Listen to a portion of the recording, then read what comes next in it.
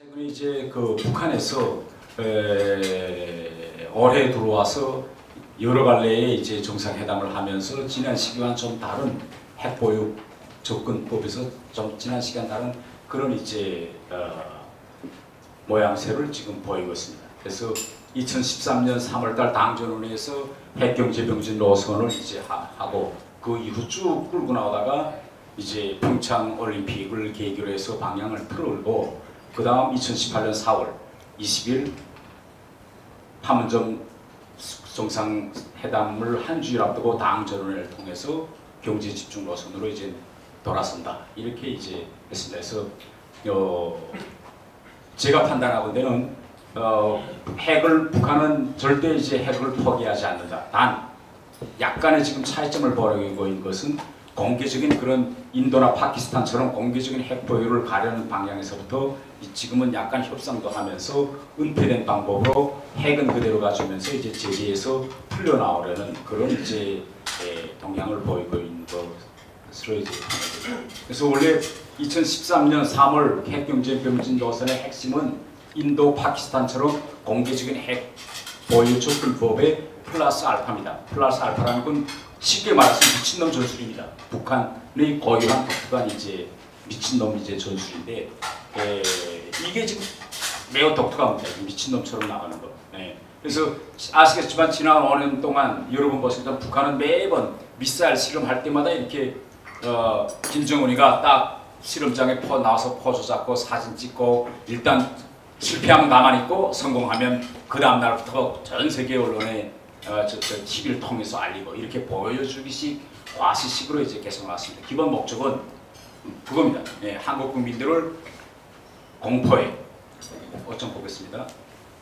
핵 공포에 몰아넣어서 이제 평화를 갈망하게 이제 만드는 그런 미친놈 전술로 이제 간다 이겁니다.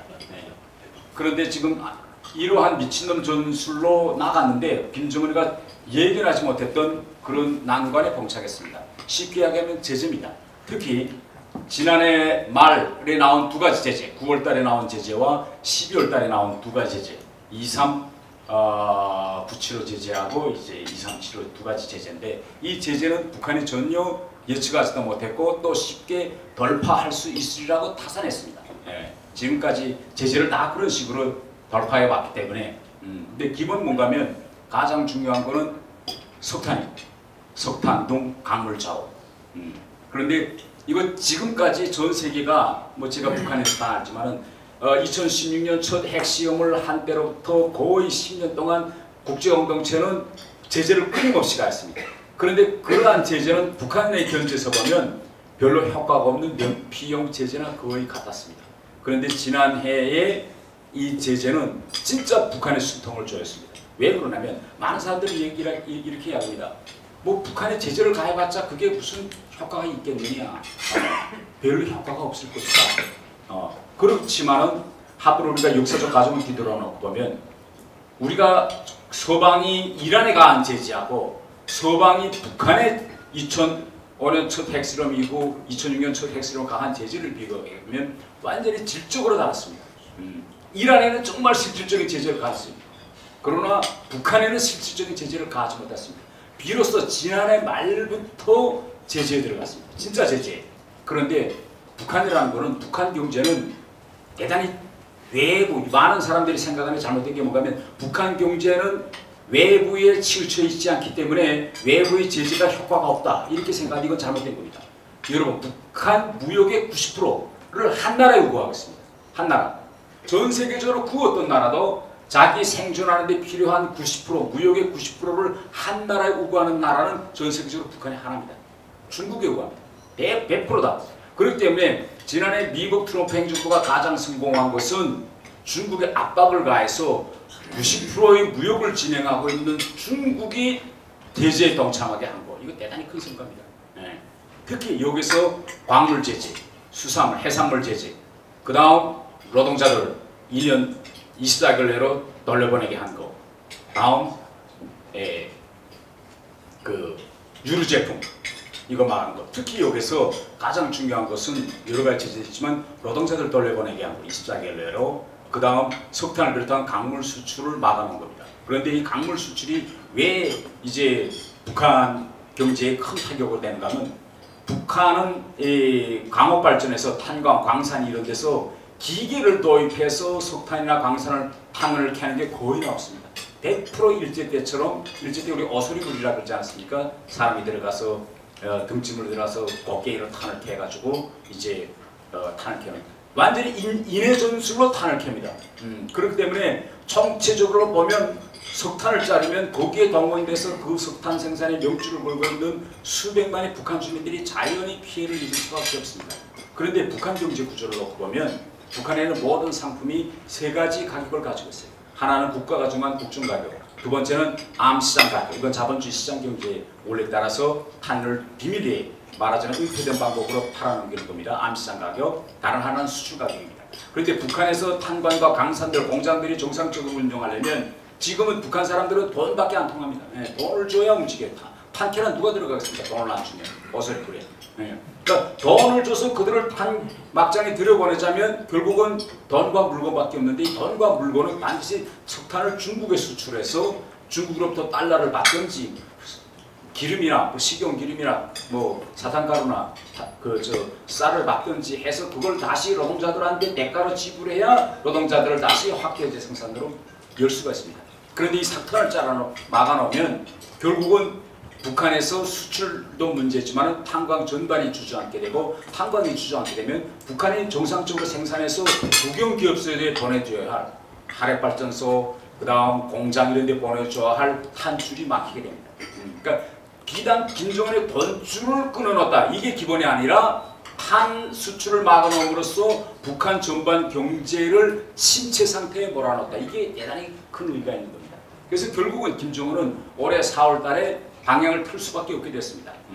말하자면 이제 공개적인 방법으로 하지 말고 제재를 풀면서도 어떻게 핵을 그대로 가지고 있는 방법, 말하자면 쇼를 하면서 은폐당 방법으로 가질 수 없겠느냐 이겁니다.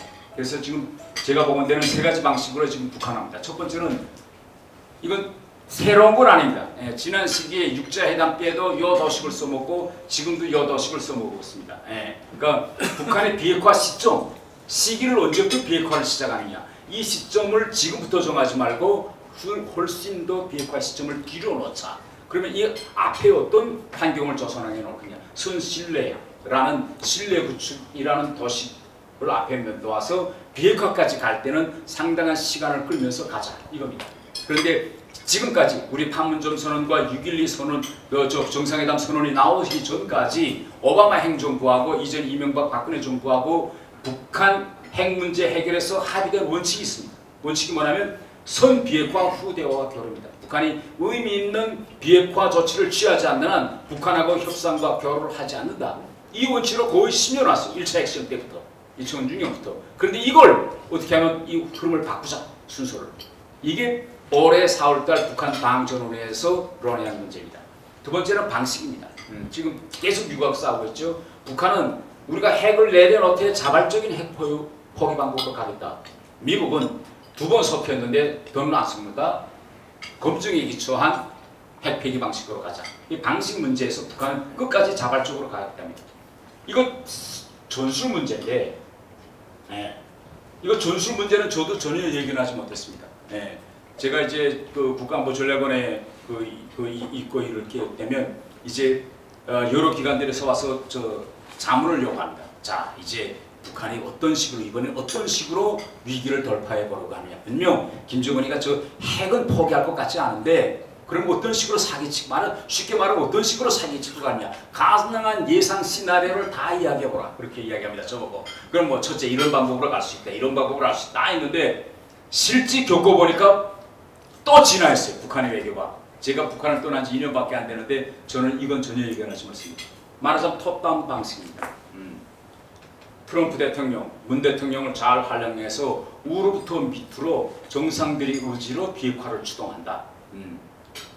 근데 이것이 제일 처음에는 보이지 않았는데 결국은 6.12 선언 이후 2달이 지나고 보니까 이제 북한 노동시민이 이야기하고 계속 이야기한 걸 보니까 이제야 보여요.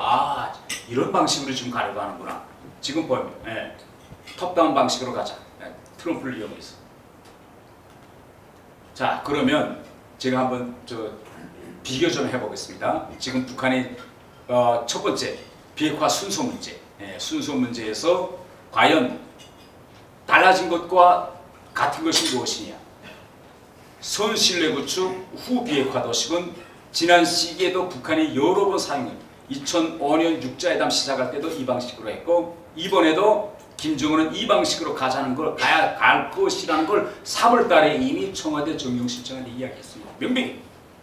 단 문제점은 뭐냐? 김정은이 이 이야기를 듣고 와서 전문가들과 언론이 어떻게 국민들한테 이걸 전달하는가 이게 문제입니다.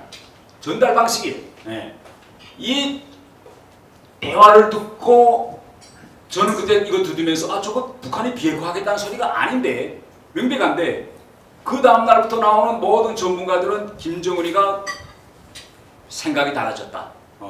견디기 힘드니까 이제는 비핵화를 시작하려는 거다. 이렇게들 이야기했습니다. 그러면 우리 한번 좀 봅시다. 3월 달부터 김정은은 어떻게 이야기했느냐. 북한에 대한 군사적 위협이 해소되고 북한의 체제 안전이 보장된다면 핵을 보유할 이유가 없다는 점을 명백히 하였습니다. 정영 실장이 김정은이가 한 말을 그대로 노트해가지고 메모해가지고 와서 그대로 전달했습니다. 이자 듣었죠? 핵 하겠다는 거 아닙니다. 먼저 체제안전 보장, 군사위협 제거 먼저 이게 된다면 내가 하겠다. 그러니까 그때 벌써 3월 달에 북한은 선신뢰 구축 후 비핵화 도식으로 가겠다는 걸 이미 한국 정부에 명백히 이야기했습니다. 단 이걸 전달하는 사람들이 이걸 외국에서 전달하는. 자 그러면 우리 한번 2005년 6월 달에 김정일이가 정동영 통일부 장관을 만났을 때 어떻게 이야기했는가 한번 좀 봅시다. 우선 핵 문제와 관련해서 말씀을 드리겠습니다. 김정일 위원장은 비핵화는 김일성 주석의 유언이다. 한반도 비핵화는 여전히 유효하다. 비핵화 선언은 유효하다. 하는 점을 강조하면서 북은 핵무기를 가져야 할 이유가 없다. 이렇게 단언했습니다. 북은 육자회담을 포기한 적도 없고 거부한 적도 없다. 다만 미국이 업수이 보기 때문에 자위력 차원에서 맞서야 하겠다고 생각했다. 그러나 미국이 북을 상대로 인정하고 존중한다면 그리고 그것이 확고하다면 7월 중에라도 육자회담에 복귀할 수 있다. 그러나 이 문제는 미국과 좀 더 협의를 해봐야 되겠다. 미국의 입장이 같습니까? 다릅습니까? 정경 실장한테 말하고 이번에 김정일이가 말. 그때도 딱 같았습니다. 그때도 이자 이야기했죠. 쫙 선대sun을 그다음부터 그대로 그때 메모해가지고 온 겁니다. 미국이 북한 체제를 인정하고 존중한다면 이렇게 됐습니다. 그러니까 순서도 그때 그래서 이 방식대로 육자회담 했어요. 그래서 그때 육자회담 때 9.19 공동성명 내용을 한번 보시면 이 방식입니다. 비핵화가 먼저가 아닙니다. 그때도 먼저 미국과 신뢰관계를 구축하면서 평화를 하면서 동시 행동 원칙에 따라서 간다. 이렇게. 그러니까 이걸 해보다 나니까 결국은 미국이 이거 의미 있는 비핵화 조치를 취하지 않는 겁니다. 그래서 결국은 9.19 공동성명이 깨집니다. 북한은 2006년 핵실험을 하고 그러니까 순서 선신뢰 구축 후 비핵화 이 순서는 김정일 때나 김정은 때나 딱 같습니다.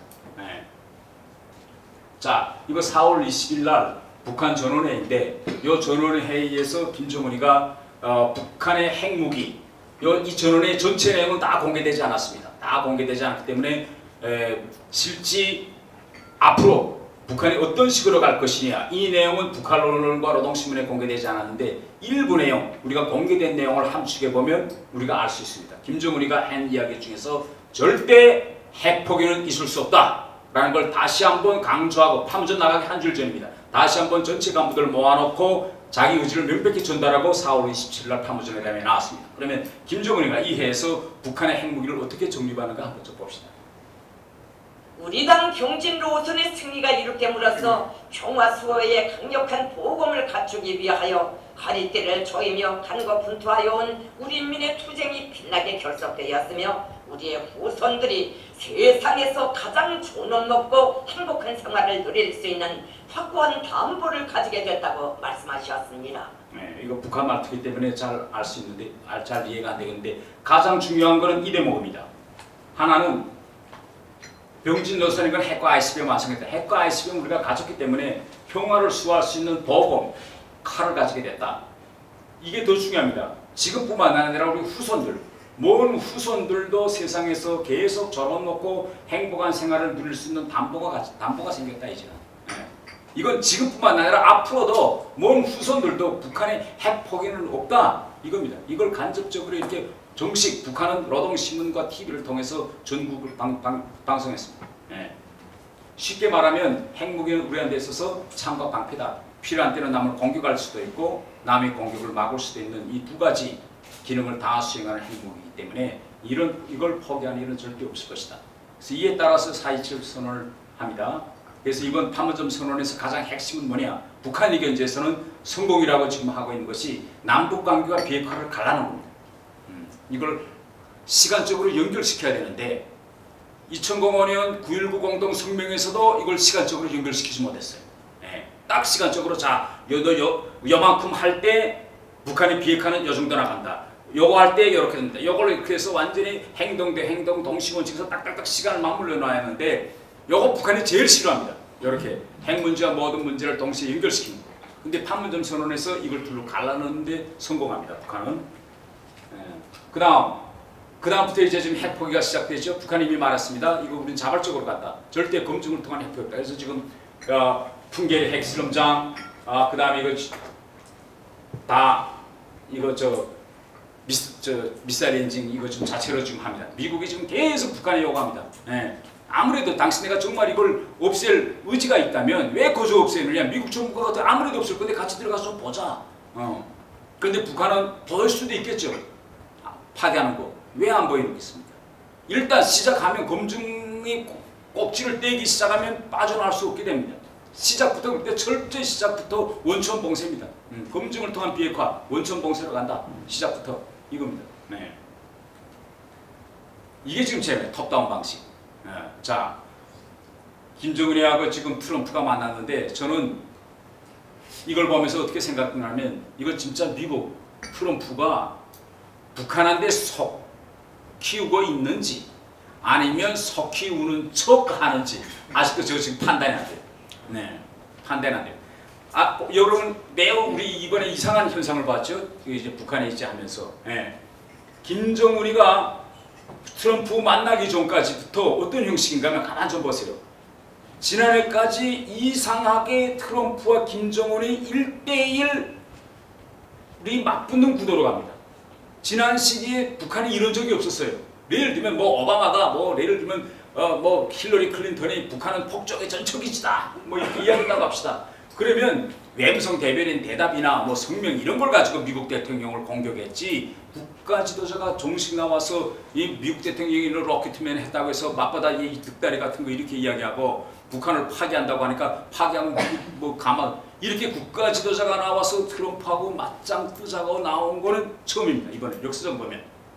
결국은 그때부터 저는 생각하는 게 왜 김정은이가 저 폼을 잡으려면 저렇게 트럼프는 막말하지 않습니까? 트위터도 저런 트럼프하고 저렇게 막 1대1로 전 세계가 보는 앞에서 이렇게 맞짱 뜨는 방식으로 이게 아닌데 왜 저렇게 나올까 이렇게 생각해 봤는데 결국은 그때부터 트럼프와 김정은 사이에 1대1 페이스 투 페이스 컨택트를 서서히 끌어들였습니다.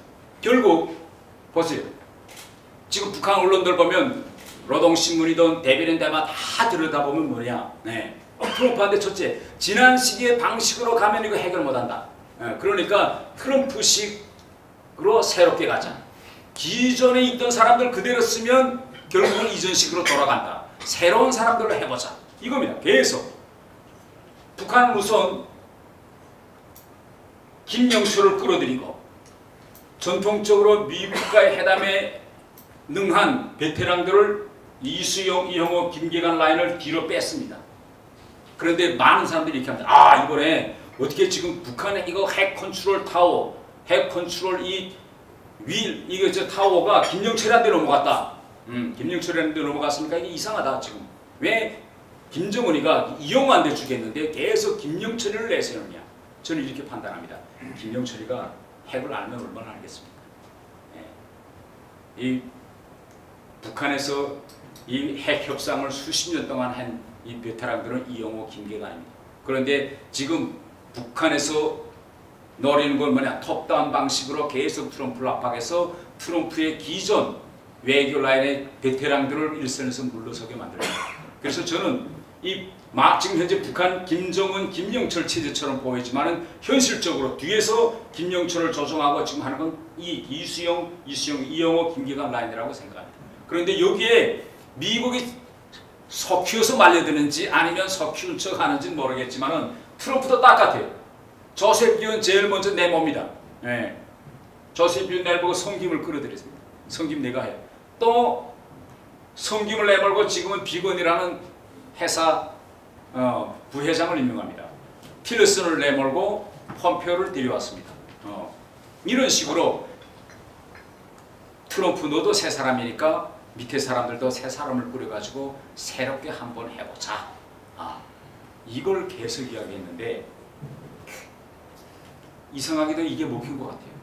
6월 12일 날 정상회담 뒤끝에 이 합의문을 보고 저는 깜짝 놀랐습니다. 왜? 합의문 채택 전날까지도 폼페오가 CBID가 없는 북한의 비핵화 문제가 없는 합의문은 나오지 않을 것이다 하고 그 전날에 이야기했는데 이 내용을 보니까 북한이 요구한 대로 그대로 다 받아들였습니다.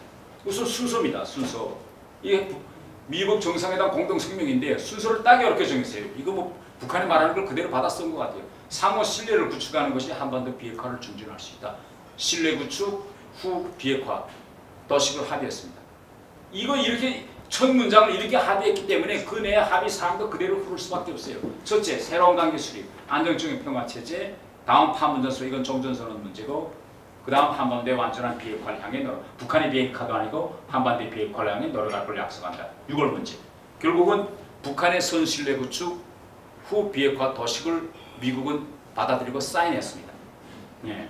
그런데 여기부터 지금 말하자면 삐그덕거리기 시작해요. 정상회담 이후 7월 초에 폼페오가 북한을 갑니다. 북한을 가면서 떠나기 전에 폼페오는 비행장에서 인터뷰에서 이렇게 해요. 내가 이번에 가서 싱가포르 합의문의 구체적인 이행 문제를 토론하고 있다. 그래서 북한 비핵화의 순서 문제, 검증 문제 이런 구체적인 문제를 가지고 토의할 것이다 하고 비행기를 타고 북한에 들어갑니다. 거기에 대해서 들어가서 그렇게 이야기해요. 자 이제부터 비핵화 문제 토의합시다. 북한은 그겁니다. 아니 무슨 소리 하느냐. 싱가포르 회담에 따라서 비핵화 문제 토론한다는 게 무슨 소리죠? 폼페오씨. 싱가포르 북한 이거 지금 7월 7일부 맹성 대변인 담화인데 조미순의 상봉 말하자면 싱가포르 회담의 정신은 신뢰 조성이다. 비핵화가 아니라 신뢰 조성이 된다면 비핵화인데 왜 당신은 와서 싱가포르 순회 상봉 회담의 정신에 배치되게 CBID 신고 검증하면서 일방적이고 강도적인 비핵화 요구를 들고 나오느냐. 당신 강도다. 이렇게 지적합니다. 북한의 주장은 뭐냐. 지금 현 시점에서는 가장 중요한 건 싱가포르 회담에서 합의한 대로 공동성명의 모든 조항들을 균형적으로 이행하자. 순서론입니다. 지금 북한이 주장하는 것. 네. 지금 근데 현재 아직까지 지금 미국은 말을 못하고 있죠. 네. 북한은 계속 매일과 같이 지금 정전선언 발표가 선체적 공정이다. 계속 이야기합니다. 네. 북한 비핵화는 뒤에 있다. 정전선언 첫 번째다. 한국에 대해서는 지금 판문점 선언대로 하자. 네. 선언 그대로. 선언에서 우리 민족끼리 이 문제를 우리끼리 해결하자. 근데 왜 자꾸 한국 정부는 이 북한과의 남북관계 개선, 이 도식과 이 문제를 자꾸 미국에 맞추려고 하느냐. 판문점 선언대로 가자. 매일과 같이 지금 북한은 주장하고 있습니다. 예. 순서를 뒤집지 말자. 제가 이제 글자를 크게. 예. 조미 공동성명이 지적된 사항들의 순서를 뒤집지 말자. 모든 일이나 목적을 달성하는 순처가 있는 겁니다. 순서론을 지장합니다. 미국은 반대로 북한 비핵화 진전론인데 북한은 순서론 합의된 대로 가자 이거예요.